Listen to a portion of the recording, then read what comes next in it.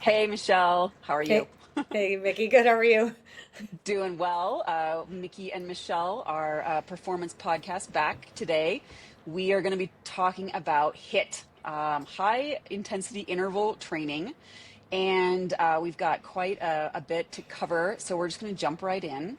So I wanted to take a moment just to say that HIIT has actually been around for since over 100 years, basically since the early 1900s. Actually, there was a 10,000 meter champion named, I'm probably going to mess up his last name here. It's Hans Kol- Coleman. In 1912, he trained via high intensity interval training for his Olympic gold in the 10,000. In the 1920s, 1924 Olympics, Paavo Nurmi was a Finnish athlete, and he did his preparations using a high intensity interval method and won several gold medals. So, yeah, in the 1930s, there was kind of the creation of the fartlek method, which is a type of HIIT training. In the more traditional sense, fartlek is supposed to be all about going by feel and going hard and then going easy and then resting and then not having set intervals necessarily. That was developed by the Swedish coach Gosta Holmer. Um, and so, yeah, this has been around for a long time, so this is not new. And so, even though it might be really popular right now, it's not new. And then I also wanted to point out, they use this method for elite athletes through the 40s, really. 30s and 40s is very, very popular to just do high intensity interval training, mostly in runners. But I think it did flood over to other sports as well. And then it wasn't until the 1950s with Arthur Lydiard entering the scene. And if you don't know who Arthur Lydiard is, maybe we should do a whole episode on Lydiard. I'm a pretty big fan. He's basically the godfather of run coaching, in my opinion. Even if you don't follow his methods to a T, he really revolutionized the way runners were training. And so he developed periodized training, which sort of balances your endurance work, the long steady state, with the high end speed work. He also did hill repeats and strength, and so he had the kind of a pyramid approach as athletes would approach get closer to their races. So it's been around for a long time, and that's I'll preface it there. And I think as we move through our discussion, we'll kind of come back to the benefits and the drawbacks potentially. But I will just say this up front that the elite runners, right, and cyclists are not doing elite athletes. Let's just be broad. Elite athletes are not doing HIIT all the time, right? So we're going to discuss this, but I think the protocols for developing what you want to be good at are more extensive than just doing HIIT. So I'll stop there. Michelle, what like let's maybe we should dive into what can you talk about, like, how do you define HIIT?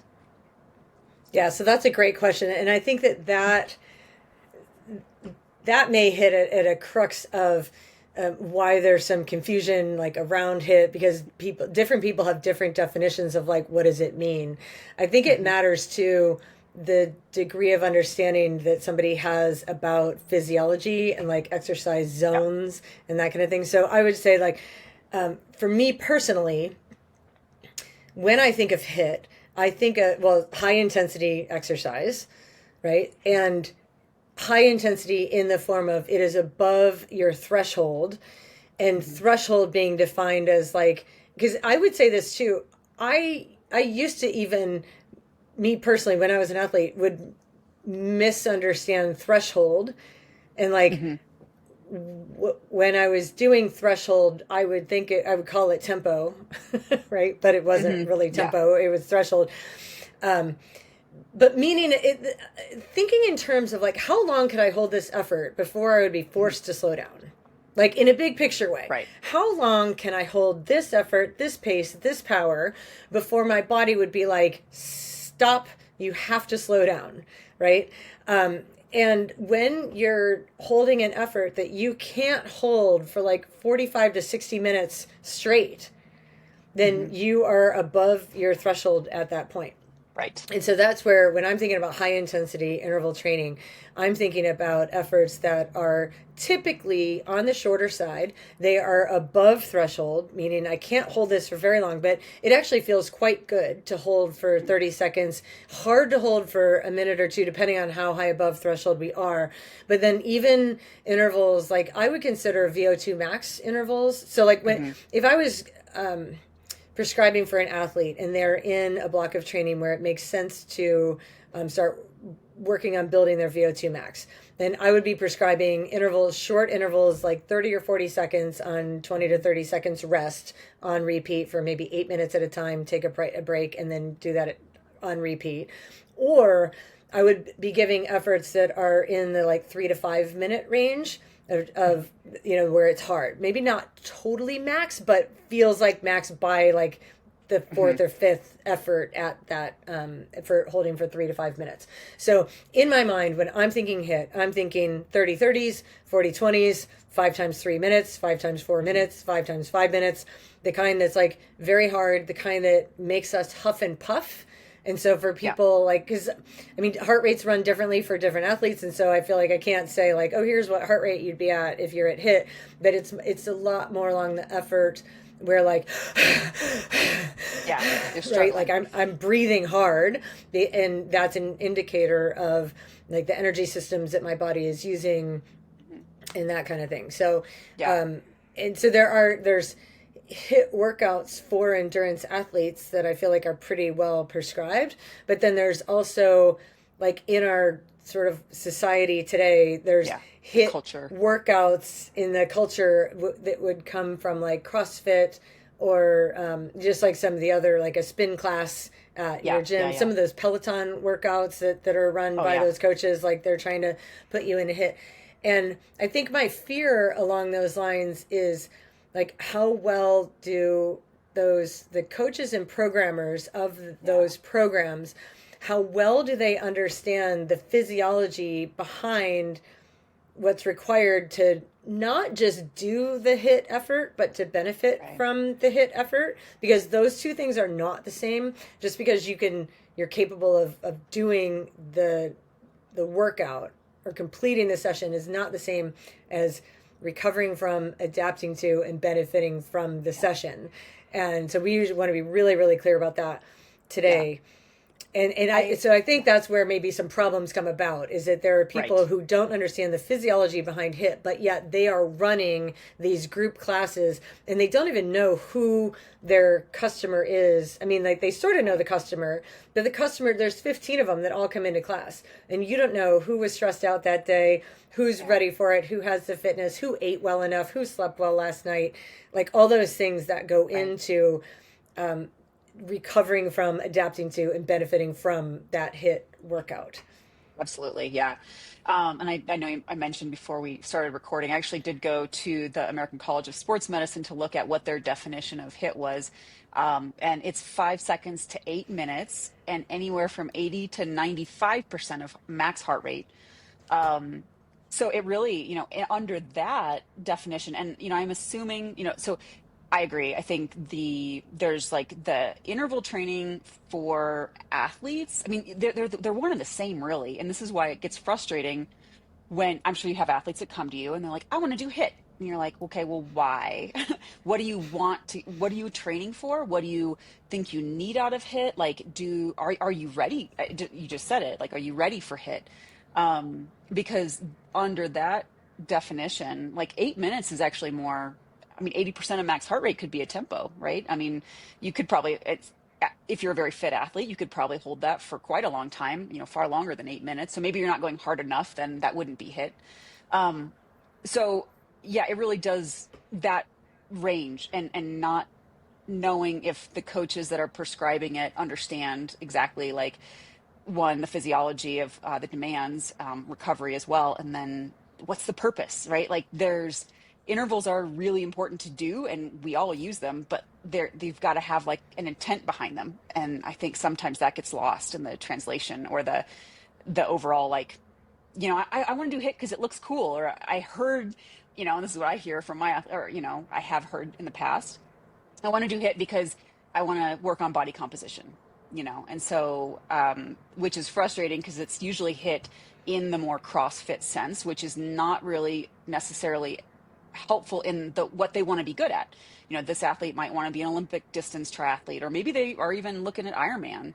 And so they're going to do HIIT in terms of like body weight. And I'm not, this is probably going to show some of my frustration, right? Because I'm not against doing some of these things if there's a purpose, but don't think you're going to get what you desire out of it. And we can talk about the body fat and the body composition and percent body fat studies that I've pulled up later on. But it's like, yeah, what's the purpose, and can we do this while you're training for what you want to be good at, and maybe adjusting your diet. So yeah, that's been my frustration with some of it, because it is very popular. I mean, and people see things and they're like, oh, this person's really fit and really strong, and I want to do that too. It's like, well, okay, I don't know. So anyways, yeah, I'm digressing, and I don't want to say it can have purpose, right? But Yeah. it's And frustrating. if we just keep pulling on that string, and so if we say like, Yeah. there are positive benefits from high intensity Yes. efforts, right? And so if this podcast comes across as like Mikki and I are ripping on HIIT and we're anti-HIIT, like we're not anti-HIIT, but like what we feel, the frustration lies in that HIIT is used too often. Yes. It's too frequent, and athletes tend to think that it's going to give them benefits that they may not actually receive. And a lot of that is because they weren't ready to do the workout when they forced themselves to do it, and then they didn't recover from it as well as they needed to in order to benefit from it. So, but we'll get into that later, because that's along like the cons of it. But let's start with the pros, right? Like the good things about high intensity exercise. So like, it is good to challenge our systems sometimes, like make your heart beat faster. You will become like, your heart can be more efficient. You can become more efficient at oxygen delivery, at aerobic capacity when you're pushing hard. It also can be a really good, mental stimulus. Like there is some joy to be had, even if it's like a type 2 joy, meaning like it feels good after, maybe not like during the effort, but there's a degree of satisfaction of knowing that like that was really challenging, and like I did a hard thing today. I pushed myself in a way that was super challenging, and there can be really feel good feelings afterward, as we're sort of flooded with stress hormones is the reality of what's happening there. And a lot of us either have been or currently are addicted to stress hormones. And so when our systems are flooded with those stress hormones, we feel more vibrant, right? Like we feel, and if you think about that in terms of nervous system activation, like, yes, when we are flooded with stress hormones, we're going to be more focused, we're going to be more alert, more aware. And that feels good. Like I feel like I'm on. So there are some benefits, and it really can, when HIIT interval workouts are done appropriately at the right time in a training program, it really can work. I've noticed this. I'm curious if you have too, but like for an athlete who has been doing a lot of aerobic work, and then you start throwing in, like once or twice a week, they start doing high intensity work on purpose with good recovery. And then you notice that even their easy workouts start getting and feeling better. And they'll start reporting like, even the easy days started feeling better. And I look at that as like, rising tide lifts all boats. Right. So like when you start to raise your ceiling and you do that appropriately, then even your aerobic like capacity will come up. And so I guess it depends too on like what it is you're after, what are the goals, and that's something we need to talk about. But I would say this, even for an athlete who's not training, or even, I wouldn't even call him an athlete, a person who wants to be healthy, to challenge your system and go above and beyond, like once a week at max, would be appropriate and good to do, as long as you're then understanding. So then don't stop this podcast here. Listen to the end of this, Right. because we're going to talk about how to help yourself like benefit from those sessions that you're doing. Right. But it's like, it really is good. I mean, Peter Attia would say that, you know, that like a lot of times, and he's not training athletes, he's just training like general population people. You want to be healthy. You're going to exercise several times a week. Several times it should just be like more relaxed aerobic zone 2 kind of work. But then like once a week, go push yourself hard. That's a healthy thing to do. If you're an athlete trying to reach your peak capacity at the right time of year for a block of 6 to 8 weeks, going ahead and doing those workouts on purpose is a really smart way to boost your threshold, to boost your VO2 in a way that will set you up to get more out of yourself when you go do the race. That said, it can be way overdone. Yeah, absolutely. And I think that's a really good point too. You know, we deal with athletes, right? I mean, we might have some athletes that are stepping away from racing a lot, but so that's another conversation. It's a conversation for another time in terms of like, are you still an athlete if you don't race? Yes, you are. Yeah. But you know, there's a lot of what's thrown about on social media and written about in the popular news magazines are the benefits of HIIT. But if you go to the studies, a lot of the studies are for recreational athletes and or sedentary. A lot of the studies, and I pulled up a couple here, but they're taking sedentary adults. And what's concerning is yes, of course, if you take a sedentary adult and you subject them to a training stimulus, I don't care what it is, they're going to adapt. So, and unfortunately, there was only maybe one study that I found that did then look at like steady state, and that was on body fat and cholesterol and VO2 max, and but that was a meta analysis. So they were not doing in the lab studies. So they were looking at studies of studies, right, to do the statistical analysis of it. But I really find that is an important note, or it's a caveat, that when our athletes come to us and they're like, well, but the HIIT is so great because it does this and does that. And, but if you look at the studies and the setup of the studies, it's not actually maybe a good comparison to what this athlete is already doing and already has. Again, I totally agree that I think once you do a lot of zone 2 work, this is very common in the math world, where if you can get so fit in your top end zone 2 that your threshold becomes very close to that zone 2, and then you have very little above your threshold. So there's a balancing. It's kind of a seesaw, right, of weighing the high end stuff that you need, the VO2 max, the high heart rate, max heart rate, high power, and then your aerobic base. And, if you spend too much time in one or the other, you're going to erode one or the other, right? It's about where you're putting your eggs in the basket. And so, but I found that to be really interesting. I actually didn't spend a ton of time digging down the research literature on this, but in terms of setting up a study, there's a lot of variables, and they're not always discussed in some of these articles that you find online that are like, HIIT's just going to revolutionize everything. And you if you're not doing HIIT, you're going to die of a heart attack or something. Even though I agree with interval training, I love interval training. So anyways, I digress on that, but I think that's a key point to consider too. Like if you're listening to this podcast, you're an athlete. And so just know that a lot of the stuff you might see out there touting the benefits could be based on a study that was from sedentary people. And again, sedentary people, if you have them walk every day, they're probably going to boost their VO2 max. So, I mean, that's the reality, Yeah. To your point, like what you said before, like that definition where you're like 80 to 95% of max heart rate.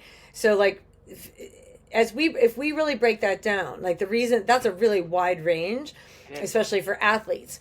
And so a well-trained athlete is going to be able to hold 80% of their max heart rate for a really long time. So for the well-trained athlete, 80% of max heart rate is not going to qualify as HIIT or high intensity exercise. However, for the sedentary person who's getting off the couch, 80% of max heart rate is going to feel very hard because their whole system isn't as well trained, that when they get to 80% of max heart rate, they're like, right? So for them, 80% of max heart rate is not sustainable. And I would say if we're looking at an actual definition that the layperson can use for like what is HIIT, it's not sustainable. Right. It's an effort that's not sustainable. So for like the less fit you are, the lower you're going to be able to work, and it's still not sustainable, right? Like a not fit person can't go run a whole mile without stopping. Right. So for that less fit person, it may be that running for 1 minute at a time qualifies as a HIIT workout.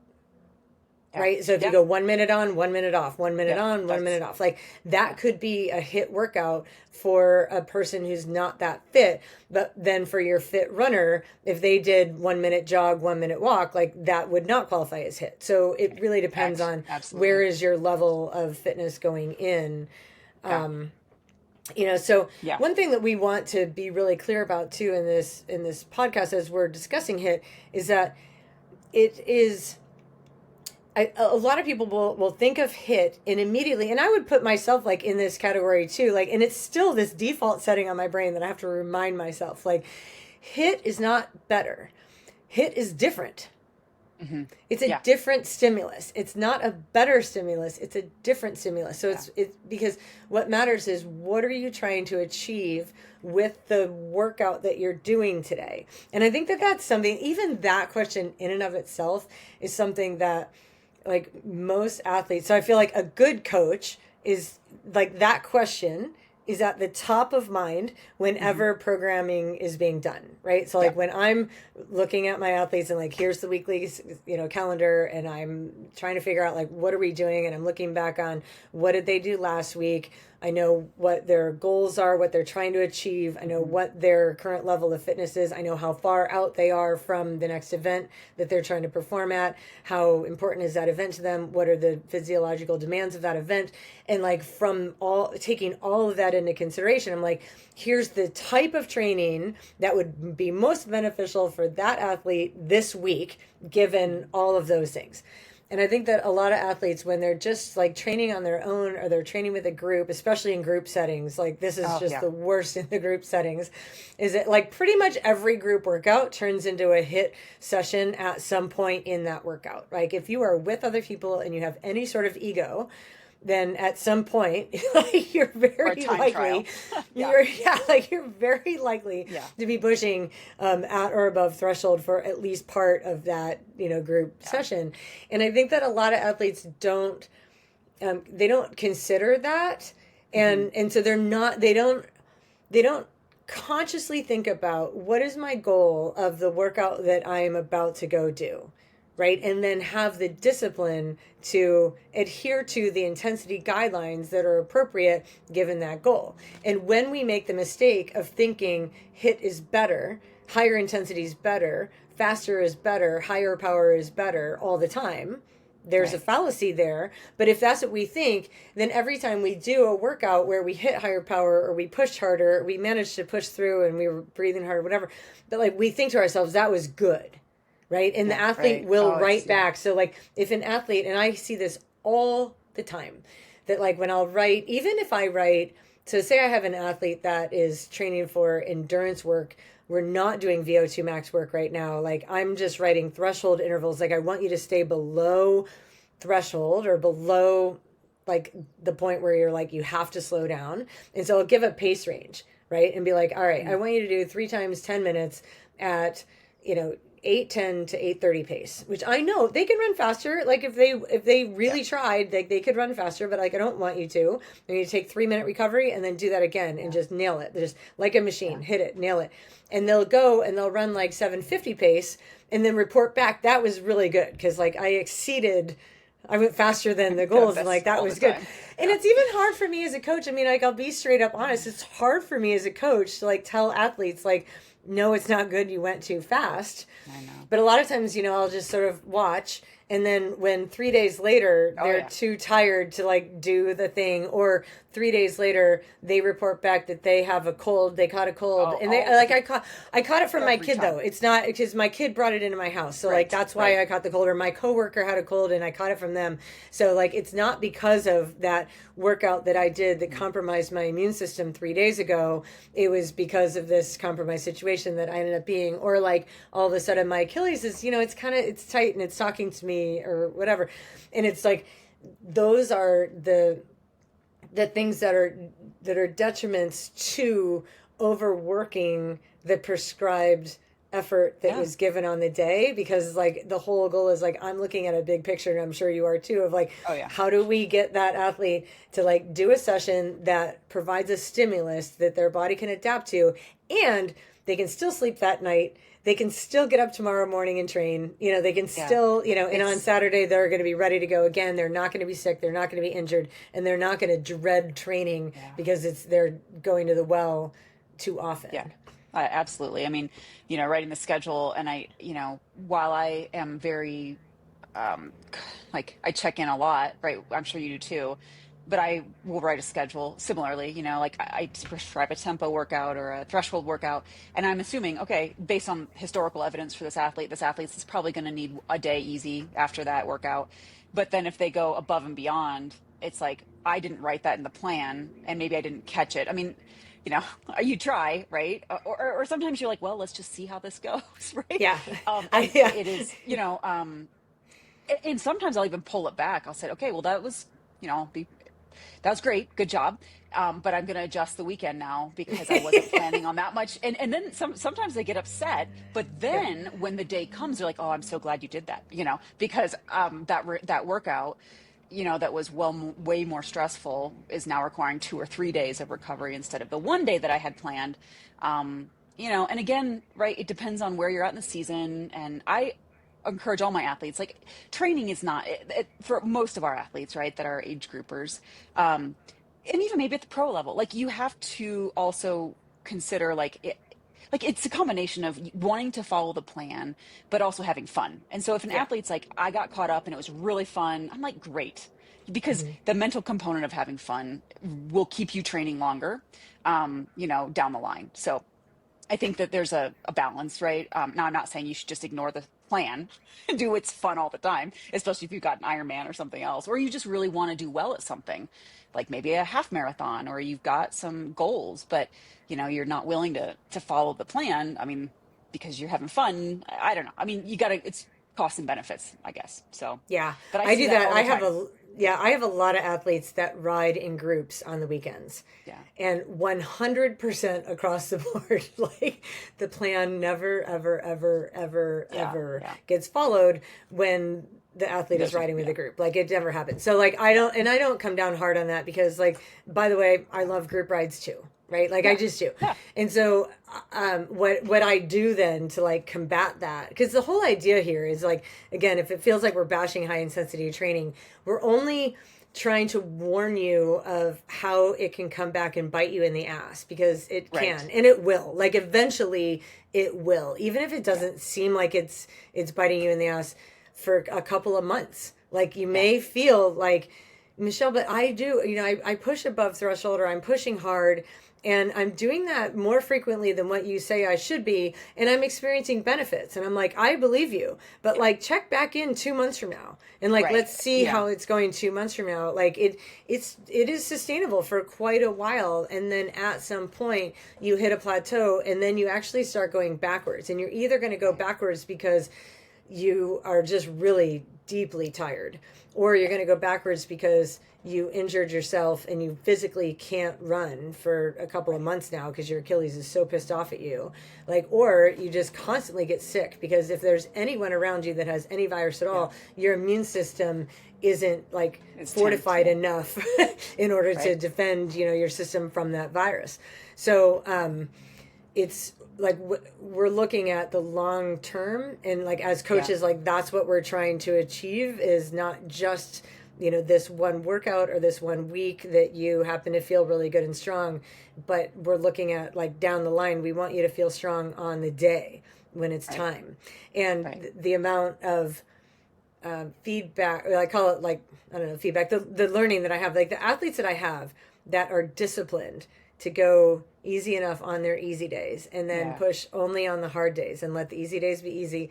And the thing is, like, what I'll do is when I know an athlete well enough and I know that athlete is going to go out on Thursday night and ride with their friends and that's going to be a hard effort, then like, I don't pretend that it's not going to be. Like, I don't write in aerobic when I know for sure Yeah. that's not what they're going to do. I just make sure Yeah. Tuesday or Monday or like there's another Whatever day day. in there, and like I'll write an erg mode workout that doesn't let them go above like 60%, and I'll be like, ride this in erg mode, right? Nice. So Yeah. that I mean, like sometimes you you just like gotta so you force it. cannot Yeah. override it. Like Yeah. somehow we need to balance out that fun effort that you love, that is Yeah. keeping you involved in your community and involved in the Yep. sport, and you are enjoying it. Great, we're going to do that, and then we're going to balance it out with enough easy work on the other side so that your program as a total. But then Mhm. like what kills me is that like I'll write that stuff in and then have an athlete go out and like time themselves up a hill because they wanted a faster segment on Strava, and they like God. literally did like a 15-minute threshold effort, with like peak gold star powers. And it was like I wrote in easy, and they're like, well, I Uh, just went outside. I needed to do that Strava, segment. And I'm like, God. Strava. Oh, used to. like, Yeah. okay. Ah, You know what I mean? And I'm like, pain. well, that means that like next week when I write your schedule, I'm going to write an extra easy workout in because like you just did a block of 3 days in a row Yeah. of threshold or above workouts, and you're Yeah. older and you can't like recover from that anymore. I mean, that's the whole point, is that like, it's not doing the workout that we're after. It's recovering from the workout and adapting Right. to the workout so you can benefit from the workout that we're after. And when the Yeah. workout completely kicks your ass and you're exhausted for 3 days after, you overdid it. Like, period. Yeah. Yeah. Absolutely. I have had similar. I think probably every coach has had some, and we get it, but at the same time, yeah, it's what's the end goal? And I mean, you nailed it on the head too, in terms of as we become as the masters as masters athletes. I have found that works VO2 max or really hard, even above threshold, coupled with like it's the aerobic. I have found that some athletes, not everyone, it's all kind of depends, especially if we can nail their recovery, actually does work well. There is something about the VO2, that high intensity, that VO2 max or above, or threshold above, I guess. I think there is some amount of the strength involved too, and really pushing both heart strength and muscle strength to get that higher either run power or bike power or swim power. Um, is does seem to have more benefits. They tend to adapt better to that than, I mean, we still do tempo and, stuff like that and race specificity, but in like a base building season, coupling some aerobic work with some VO2 max or HIIT. I go back, I mean, I do a lot of VO2 max with my athletes, which is a type of HIIT. And so that's something for athletes to know too. Like when your coach prescribes VO2 max, like that's high intensity and it's supposed to be. And with a lot of VO2 max sessions, the recovery is such that, it's usually it's a 1-to-1. Or if you want to start pushing, well, typically that's what I've used for VO2 max is a 1-to-1 recovery, 2 minutes VO2 max, 2 minutes recovery. Um, and I always advise my athletes, like if I'm looking for power, either in run or bike, and they're not recovered, to take more recovery because I'm interested in them pushing harder. I'm not interested in those sessions for them to keep to the recovery and not get as much out of themselves for the VO2 max, which is another thing that people don't really talk about in HIIT. It's like when you tweak the recovery, you're tweaking how you're the focus of that effort. Like, are you trying to clear lactate? Are you trying to hold a pace for longer with shorter recoveries, which is going to have more effect on your aerobic system and to clear lactate out, right? Versus, you want to hold that pace. And if you can't hold that pace, will give you more recovery, because then you're kind of looking for more of that. It could be race specificity, it could be, higher end work that your body's just not ready for, which all has a purpose. But yeah, I've almost kind of gotten more into recovery as I've as I've aged, as well as I've learned more, as well as my athletes that I'm typically coaching older athletes as I've aged up too. We're aging together, but tweaking that recovery has a huge implication for what you're trying to get out of the session, Yeah. and that's usually not talked about either. Yeah, So and I would say when we're talking about recovery, there's several different ways to look at that. We're talking yeah, about the recovery between intervals. yes, And sorry, and that's what I I've yeah. I've written the same before too, that like especially with hill repeats, and like I always just took this for granted and thought that everybody knew it, but they don't.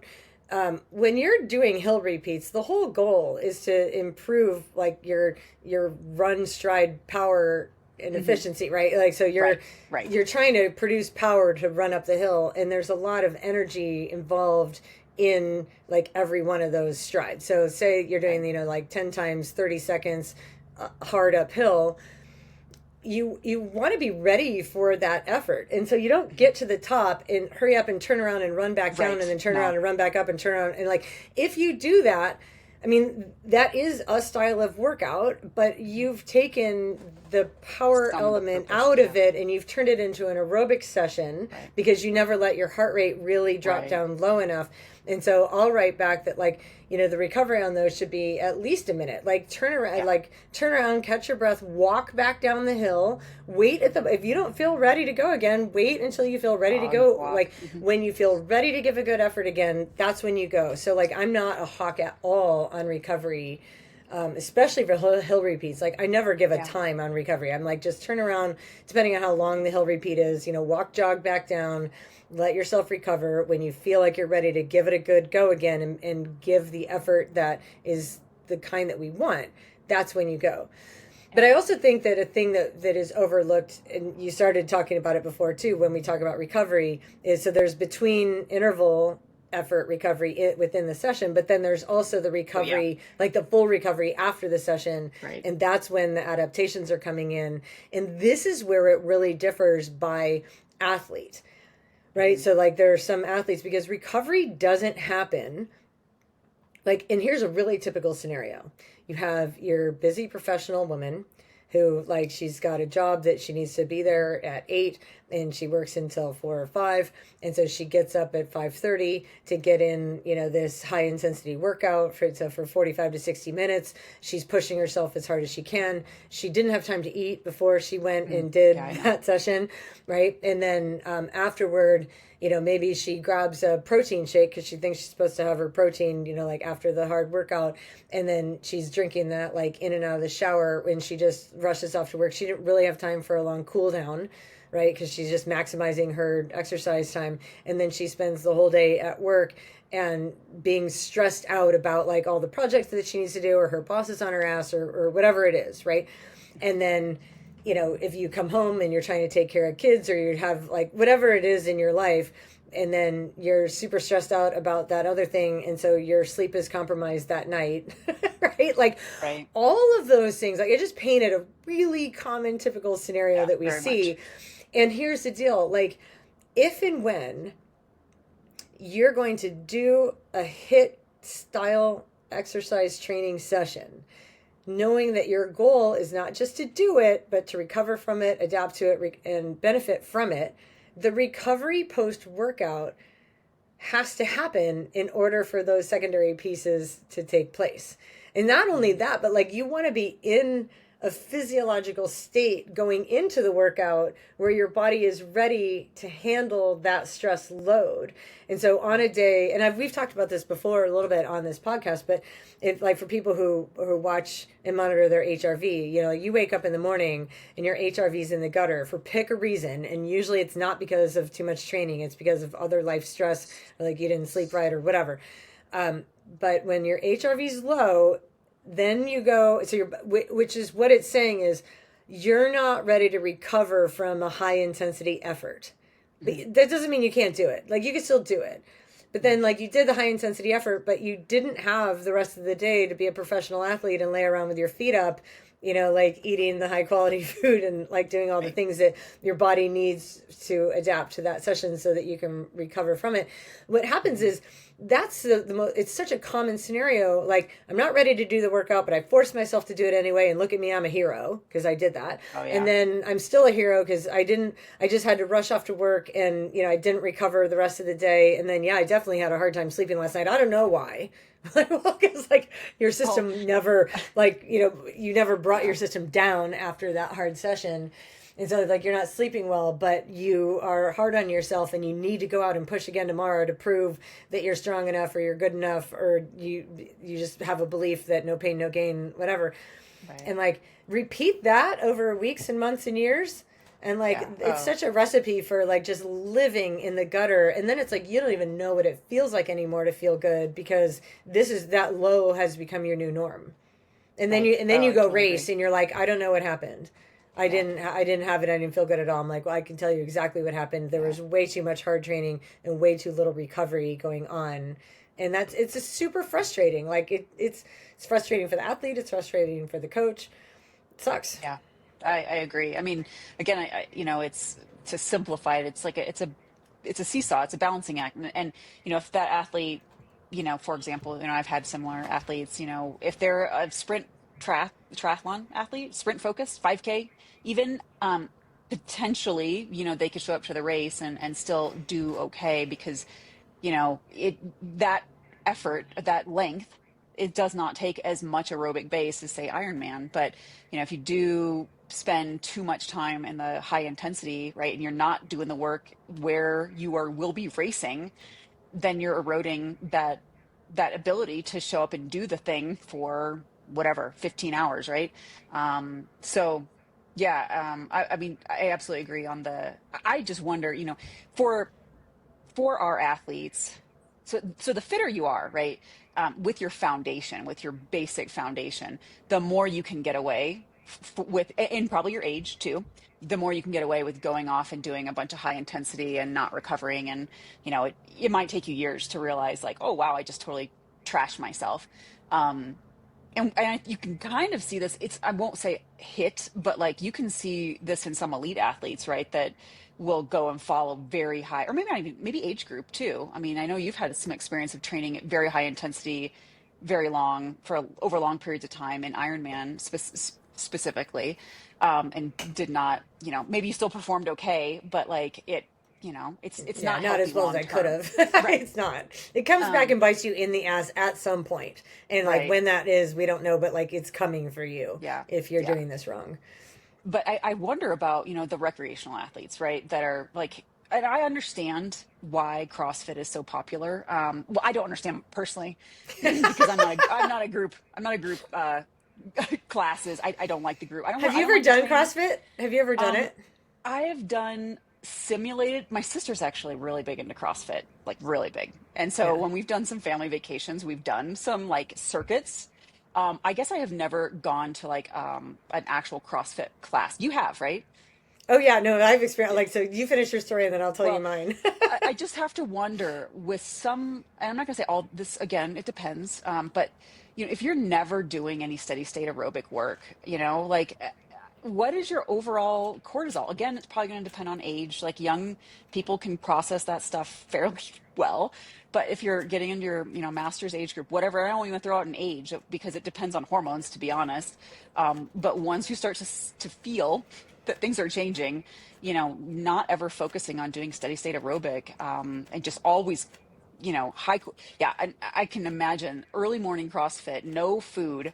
I mean, that's just I am a fan of fasted training when it's done appropriately, which is underneath your metabolic crossover point. And I can guarantee that doing that up and down and lifting weights and doing all, I mean, you're just literally, if you're not impacting the immediate benefits of that session by not being able to do what you could be doing at the appropriate level. Like you can't go as hard because you don't have the fueling on board.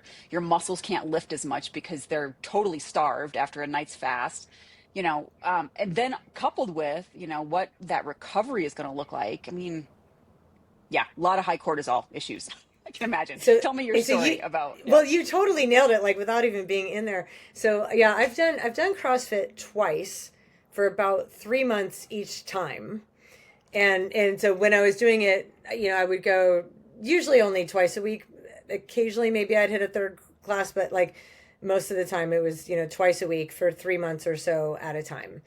And for the and I think I just went more because of like I need a break. Like I've been doing this endurance stuff for a really long time. I need to change up the stimulus, likely more mentally than physically. The first time around, I knew a lot less about physiology, so I think I only really quit because I felt like, okay, now I'm ready to get back into my endurance focus, and that was just genuinely what I loved more. But the second time I did it, I went in with a lot more awareness of physiology, a lot more awareness of hormones, a lot more awareness of like glucose and cortisol and like all like what are we actually doing to our bodies when we exercise at the effort levels that they're asking us to exercise for, and those WODs are typically like 4 to 12 minutes, something like that, right? And workout of the day, right? WOD, I know that one. WOD, workout of the day, yeah. So, but like what I would do, I'm fortunate enough that like I have a CrossFit gym that's about just over a mile from my house, like maybe 1.2 miles or something like from my house.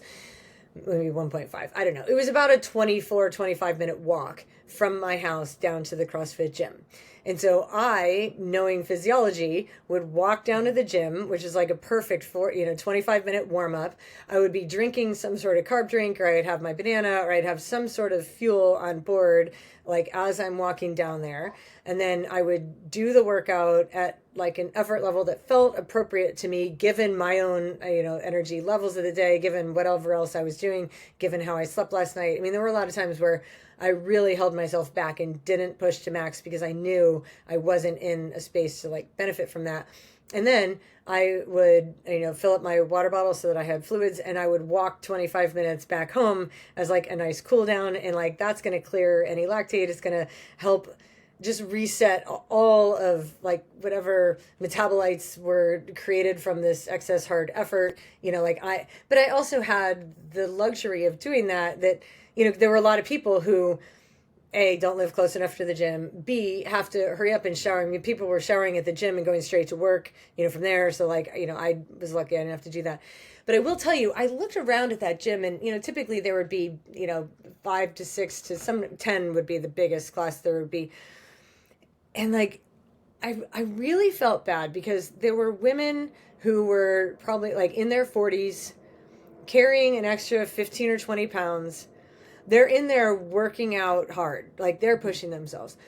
And I know they're doing it with like the best of intentions, right? Like they really think that like I'm trying to help myself. And guess what? It's likely better than sitting on the couch and being sedentary. Like if you had the choice between the two, go do the workout. That's good.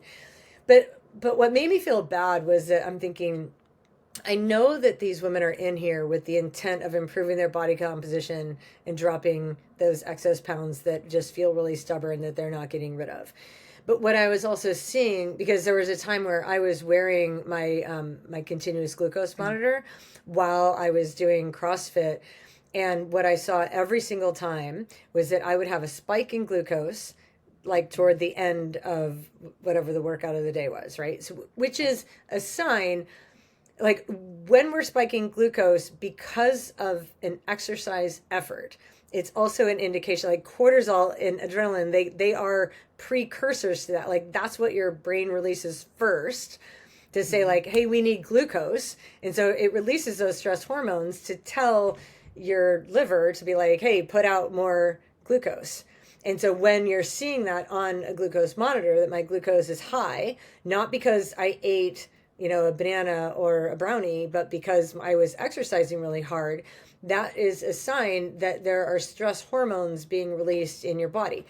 So that can be good. Like it's not necessarily a terrible thing to have stress hormones released in your body, as long as you have a cool down protocol or something that allows you to like flush those out. And a long cool down, I mean, like 25-minute walk is absolutely perfect, right? To clear that out. And what these women weren't doing is cooling down appropriately because they have to like go run off to either like take care of their kids or do their job, whatever. And then they're living in this state where these metabolites and the cortisol, adrenaline, is their system still flush with it. And in that state, your hormone balance is going to be screwier than it would have been otherwise. You're not going to go into this like fat burning state that you thought you were doing because you're lifting the heavy weights or whatever. And so therefore your body composition isn't going to change. Yeah. And I just felt really bad because I just knew that like these women think that they're doing the right thing. And I didn't feel like I was in a place, like they didn't hire me as their coach, right? Like I'm not in there to be like, here, let me educate all of you on like how to do this. And like, it's not my place. And so I didn't like step in and say, yeah, you're doing it wrong. Yeah. But I just felt bad because like they were really trying, you know? Yeah. And so I feel like that might be a good segment to like, because we're about 50 minutes into this podcast, if we start to finish up here, if we wrap it up with okay, so you have a high intensity session planned, you know, like for your week or, you know, like on your schedule, or you really want to do it. How do we set ourselves up? Like, what do we do to make sure that we get the most benefit from that high intensity session? Right? Like, what would you say to the average athlete who like, I love my HIIT workouts, Mikki. I really want to do them. So like, help me figure out like, what do I need to do in order to benefit the most from this HIIT session that I love and want to do? So I guess we're assuming this is HIIT, like they're going to go to a class and do HIIT. Is that what they're, or well, either that or I'm going to go to this group ride and rip my legs off because that's fun. I mean, any sort of exercise where you're like above. Like, I'm going to give an effort that's above threshold because I love it and it's fun. Okay. And please don't pry this away from my cold, dead hands. Yeah. Well, it depends. Unfortunately, I hate saying it depends, but it really does depend on the athlete's age and how fit they are, what their training has looked like for the last several months, as to if I would give them like an easier couple of days before I knew I have had athletes that really want to ride hard for group rides, and they actually want to be rested for group rides because they want to ride well for group rides. Yeah. And so in that situation, I do. It's ego. It is absolute ego. And, you know, I mean, again, it's a balance, right? Like I know, I mean, I was not really ever into the group rides, but I know it's a huge community building, and I'm grateful that many of my athletes have this and that they love it so much, because I think overall, even though if it may not be what I would prefer them to do, it's really fun for them, you know, except when they don't have a good group ride. And then it's like, the world is ending, right? And like, I got my ass kicked today. They all beat me. Wait, no, this is the best. They all beat me. So like, I need to do more hard riding, Mikki, because like I couldn't keep up on the group ride. They all kicked my ass. Yeah, I know. I need to do more. Make it harder. So, I mean, yeah, to try to set people up well and also to encourage them to release the judgment, but go have fun, which sometimes I'm good at doing that. Sometimes I'm not, because it's just so ingrained in our culture that the comparison, you know, who is that? Is that Brene Brown? You know, comparison is the thief of joy. You know, it's like, yeah, that group ride that could have just been a lot of fun, you know, because you didn't ride well, or because so-and-so who was always slower than you was faster than you today. Like, oh, what does that mean about me? It means nothing. It means you were tired. It means you didn't sleep well. It means that, you know, we probably shouldn't be going as hard as we are, you know, especially if you can't recover. But yeah, some easier sessions to lead into that. And then usually if I look at the data and it's really pretty high and there's no recovery in there from the pulls that they did on the front, and so I'm feeling like, yeah, it's, you know, if you're looking at Training Peaks, it's pretty high IF, right? Intensity factor and how long it was. But yeah, I'll probably follow it up with a couple of aerobic days afterwards. Yeah, I mean, that's kind of, and if I know, I guess to touch on the nutrition, that makes a huge difference. And I know, you know, you probably have athletes, you've experienced this yourself. You go out for a long ride and you didn't eat enough the night before, you skip breakfast, a lot of times people are like, I grabbed a bar out the door and didn't get it down because they hit there was no warm up, especially like VO2 max off the start. You know, that makes a big difference. And so I try to encourage them, like, can you get up 10 minutes earlier? Because like you need to get something in if you want to ride that kind of intensity, especially early in the morning when you probably don't have time for breakfast. So yeah, I don't know. That's my usual protocol. like I said, I never really got into the group ride, so I don't have quite the to prepare for my own VO2 max sessions. That's I would maybe do a little bit more carbohydrate the night before. I usually would eat some bar-ish in the morning. If the session is under an hour, I probably wouldn't fuel it. I just have some scratch, like if we're talking trainer ride. If it's over 90 minutes, which is pretty rare for a VO2 max session, I might warm up. Now that I'm older, I will take a 30-minute warm up. If I need more to do VO2 max, I'll take more. And so that might extend the session overall, but a lot of that session is actually warm up and cool down. But you always want to have some sort of carbohydrate on board before doing that. So yeah, what Yeah. do you usually recommend for your athletes?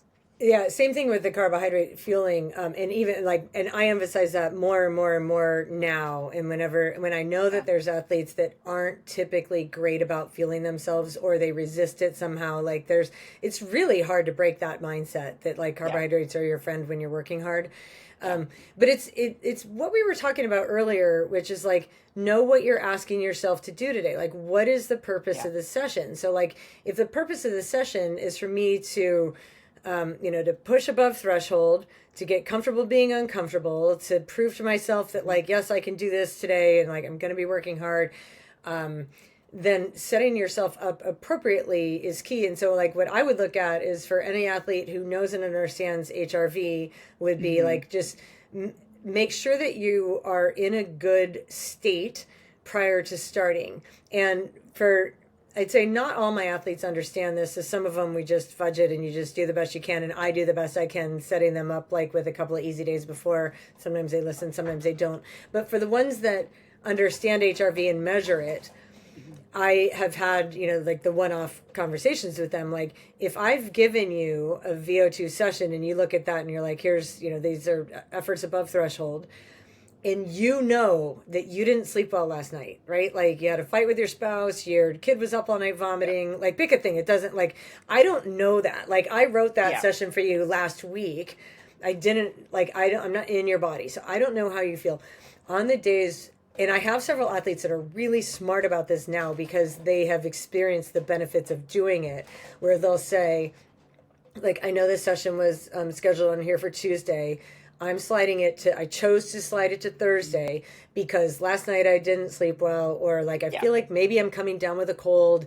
Like, I want to nip it in the bud today, and it feels Yeah. like going easy is the right thing. And so I'm going to wait until I'm sure that I'm in a state where I'm ready to absorb that work. And I'm like, oh, bless you. I'm like, good. Yeah. I like, in those Yeah. cases, I'm like, I did my job. I taught that athlete, like, this is not Yeah. perfect. That's, And so I always praise them for making the oh yeah. decision to push off the hard work when they're not ready for it. So I'd say number one, ideally be in a state where you're ready to absorb the work. B, fuel that work. And I'm more and more on a bandwagon, like, as much as you can without getting sick, fuel that work. And I believe, and I'm not like that with all sessions. I don't do that for like low aerobic sessions, but for the high intensity session, more carbs, like literally go for the 80 or 90 per hour. Even if it's just that one session, you will recover better from it, which is ultimately the goal. And so again, a long warm up, a long cool down, having time for that, and then having some time later. I give my athletes some sort of, and I've even put this on YouTube, like it's on, like I have a Monday mobility or Monday move. Mm-hmm. I think I call it Monday movement. It's a playlist on the YouTube channel that this is on as well. And there's right now there's only 8 videos, but or maybe there's 9. I don't know, but I did put one on there that says like post hard ride recovery or whatever, and it's literally like just put your feet up, spend 5 minutes, put your feet up, lay down on the ground, do some rounding and arching with easy breathing. Mm-hmm. What that's doing, and people really overlook this. I don't have time for that, right? I'm just going to rush into the Yeah. shower with my recovery drink and I'll call it good, Michelle, because like that seems stupid what you're asking me to do. But like there is a thought process behind that like 5-minute legs up breathing protocol. And what it is it's trying to bring your whole system back into a more parasympathetic mode. Because when we talk about nervous system, like what you did when you were working hard is you went into sympathetic drive nervous system state, right? That's your fight or flight. You are on. There is value to that. It is good to be able to do that. You want to be able to work in that zone it's good for you. And it's bad for you to live in that zone. And so Yeah. purposely bringing yourself down and having the tools and techniques and the routines that can bring your whole system into a parasympathetic mode. And when we think about parasympathetic mode, rest and digest, recover, right? Like, so even before I eat or have the smoothie, right? Like, if I want my body to absorb those nutrients and work with those nutrients that I'm giving myself to like build my body back better and stronger after, then purposely bringing myself down into this parasympathetic state before I even have that recovery shake. And by the way, we're still talking 3 to 5 minutes is all this takes. And the quickest like shortcut into that state is slow breathing. And I feel like I preach that all the time and people roll their eyes at me. I'm like, whatever, like roll your eyes at me. But like that is the way to like put yourself into the parasympathetic mode, rest and digest, recover. Then I will drink my recovery shake. I'll have my meal or whatever. And then I'm going into my day and my body is, I'm setting myself up to recover from that session. And I'm doing it on purpose because I know that I just worked really hard. Right. Yeah. And then if you do that, and then again, follow it up the next day with likely an easier session. And so this is another thing that I've just seen, and I'm just going to throw this out there. If you're an athlete that feels like you're doing high intensity work and you're not getting better in any measurable way, and you're not losing weight in any measurable way, then you're likely making a lot of the mistakes that Mikki and I have talked about in this podcast. Meaning like you're pushing yourself in a way that is increasing stress hormones and increasing cortisol, and you're not giving your body the tools that it needs and maybe the time that it needs to recover from that session. And so your HIIT workouts are not benefiting you in the way that you want them to be. And we are on your side. We want you to benefit from those HIIT workouts that you're doing. And so if you set yourself up properly, do them when you're ready, fuel them appropriately, bring yourself back into a parasympathetic mode immediately after, as soon as you can, to let your body recover, and then wait until you feel good again before you do the next HIIT workout, you're way more likely to benefit from the work that you're doing. And that's the ultimate goal. Absolutely. I will add on to that just because I did pull up, I did a brief search, the literature search on body composition, HIIT versus steady state. And there was a 2023 study, probably gonna mess up this person's last name, but Kodadi et al. And they compared a bunch of varieties of different type of HIIT workouts. But again, among sedentary people, and they showed it was an improvement in body composition. But again, that's from baseline sedentary. I did find another study, Kramer et al. 2023, that found that HIIT was not superior to aerobic training in reducing body fat. This was the big meta-analysis study. So they were looking at statistical analysis of other studies, right? They weren't running laboratory looking at metabolic function and doing, I think they actually did do some DEXA scanning on some of their sub-studies, but so that, just take that so if you are doing HIIT only for what you have heard online around, this is better for body fat, right? It might be something to consider, keeping some HIIT in your program, but also modifying, like, don't use that as your only cardio, right? And so, and looking at your diet, not only how to fuel your workouts, but are you, are there excess calories somewhere in your diet? And there sometimes might be, and sometimes are not. And as women get older, there's a whole, like we've talked about, the hormone chaos becomes very difficult, very challenging. So we understand all of that very well. But, I think what the data is now, and this is very, 2023, fairly recent. If you go to the HIIT Wikipedia site, a lot of the references there actually are over 10 years old now, with some of the stuff they've said. So I think, again, looking at what the study is actually comparing against and how they are setting up their study really matters.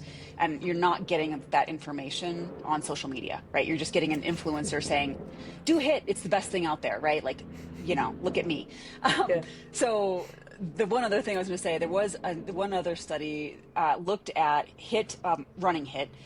The they did see for, again, sedentary population, and I think older adults, I can't remember the age range, I think it was 45 plus, the best combination of a reduction in body fat was HIIT running on ground, not treadmill, and a combination of body weight or lightweight strength work.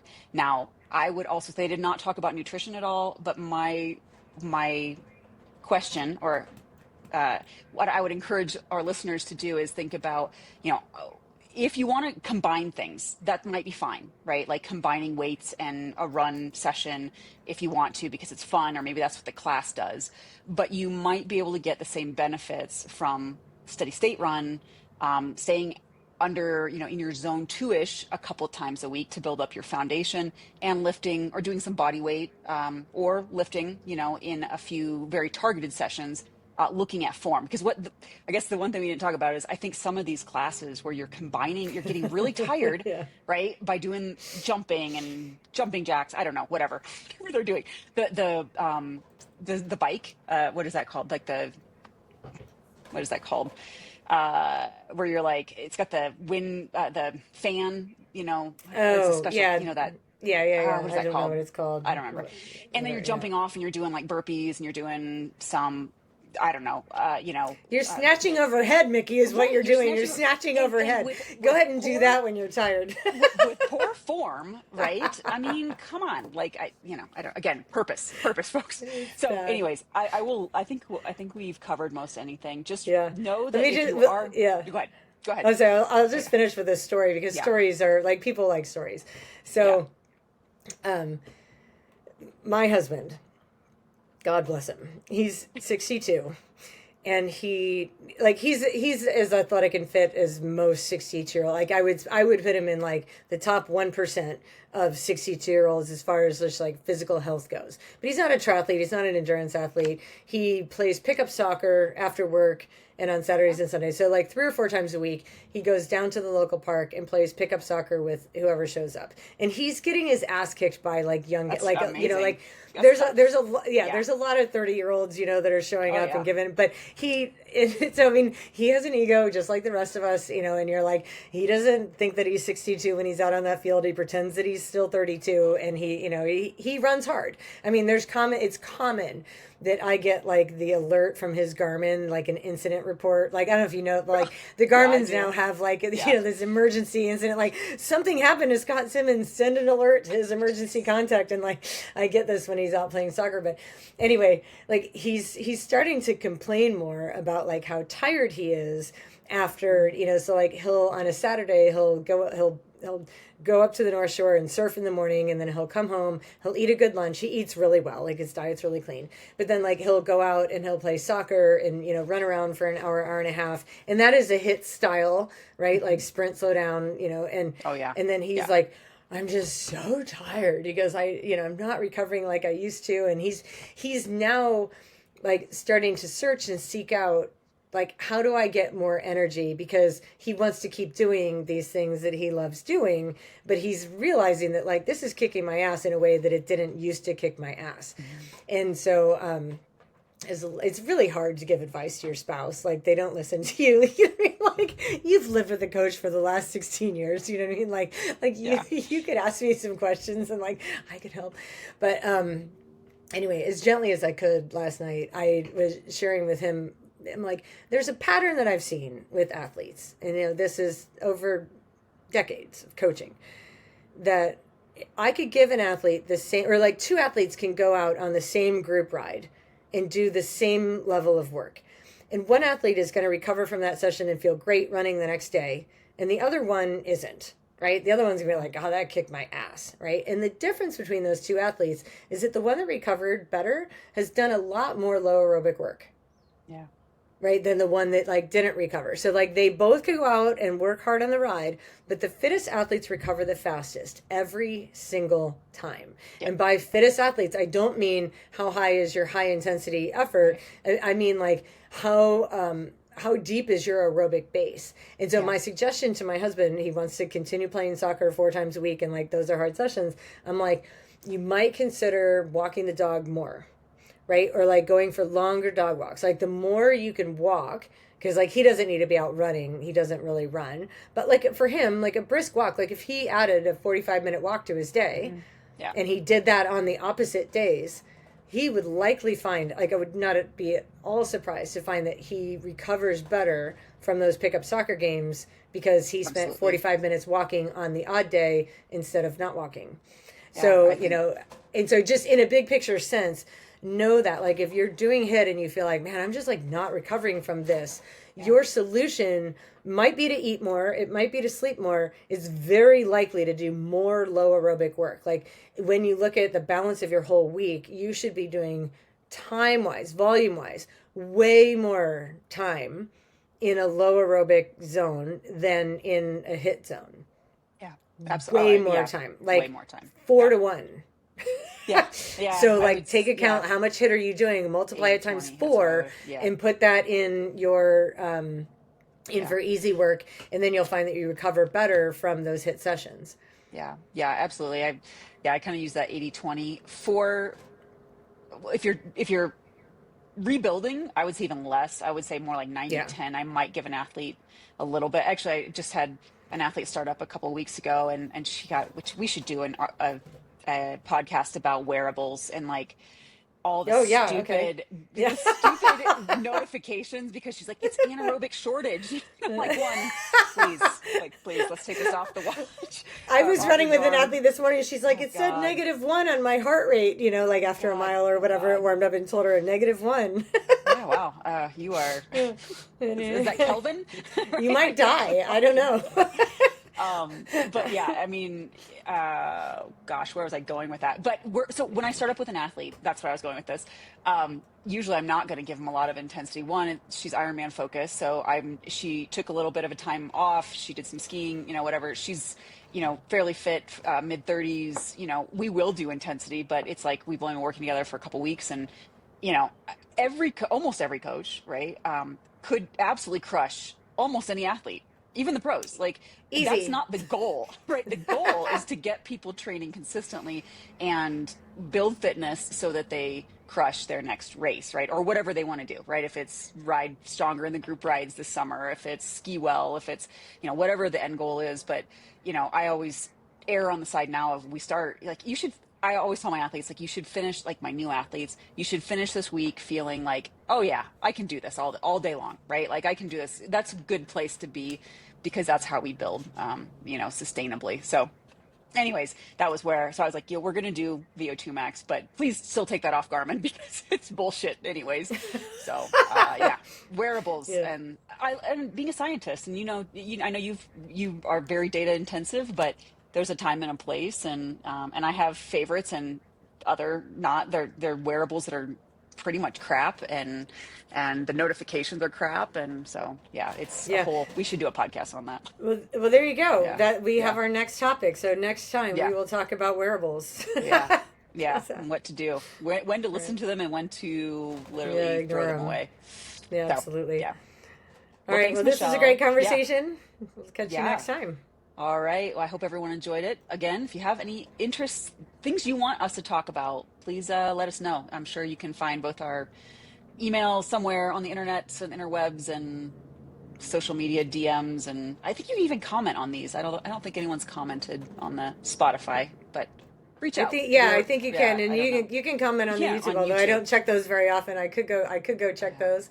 So MichelleSimmonsCoaching.com is my website, so like my email address is on there. So feel free. Yeah, anyway. Cordillera, I'm a weird one. CordilleraCoaching.com because we should talk next time. I'll talk about Cordillera. We should put it in our put it in the show notes, like the links. The links. We'll do Yeah, that. we should do that. All right. Okay. Thanks all. Thanks. All right. All right. Bye.